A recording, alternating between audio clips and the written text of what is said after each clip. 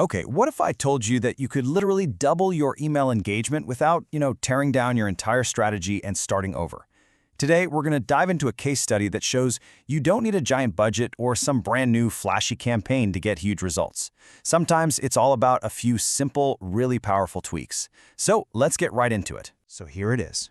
This is the promise, right? One small tweak equals double the engagement. I mean, come on, that sounds a little too good to be true, doesn't it? But that's exactly why it grabs you. It completely goes against everything we've been told about needing these super complex, time-sucking strategies to get any kind of real improvement. And yeah, that's the million-dollar question, isn't it? How is that even possible? How can one tiny little adjustment create such a massive difference? Well, to really get the how, we've got to rewind a bit and look at what was going on before this big change.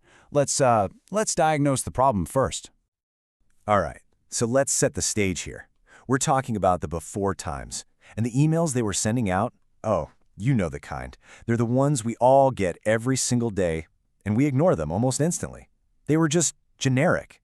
They just disappeared into the noise of a packed inbox, and honestly, they were probably headed straight for the trash folder from the get-go. And man, these mistakes are just so familiar, right? I mean, that subject line, quick question, it's so vague, it gives you zero value, zero reason to open it over anything else. Then you've got the generic greeting that immediately just screams mass email, makes you feel like you're just another name on a spreadsheet, and then the wall of text. It's an instant nope. Your brain just shuts down and thinks, I do not have time for this. Okay, so that's the problem. We get it. Now let's talk about the solution, which is the fun part. And here's the key. This was not about reinventing the wheel. It was all about making 3 small but really strategic changes that took that email from instantly ignore to something people actually wanted to open and read. And here's the playbook. It's a simple 3-step fix. And what I love about this is how each step is like a direct counterpunch to one of the mistakes we just talked about. It's so targeted. Step 1, rewrite that subject line. Step 2, add a personalized opening. And step 3, just shorten the darn email. So let's break down that first one. Okay, moving from quick question to something that's actually focused on a person's pain point, it's a total psychological game changer. The old way is all about me, the sender. The new way is all about you, the recipient, and your problems.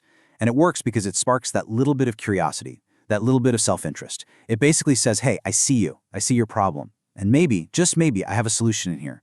And that is just so much more powerful. All right, next up, step 2, strategic personalization. And listen, this is way more than just sticking someone's first name in there. This is about proving you did your homework. You mention a recent win their company had, or a project they just launched, or even something you saw them post online. That one little detail instantly lifts your email out of the sea of spam.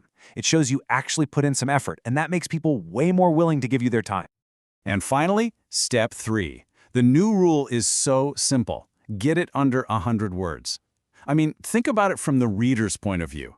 We're all drowning in information.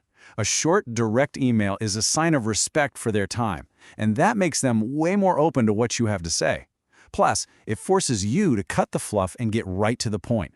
Just pure value, no wasted words. So there you have it, the 3 tweaks, a better subject line, a personal touch, and a shorter email. But did it work? Was this simple formula actually enough to make a difference? Well, this is the moment of truth. Let's look at the numbers, because honestly, the results are pretty mind-blowing. First thing, open rates. They skyrocketed by 40%. I mean, a 40% jump is just huge. That's a massive lift. And you can draw a straight line from that result right back to that new pain point subject line. It won that first crucial battle, just getting noticed. Way more people were curious enough to actually click. But getting the open, that's only half the story. And here we go. This is the real knockout punch. The reply rates doubled. We're talking a 2 times increase. This right here is where that personalization and that short, punchy message just completely shines.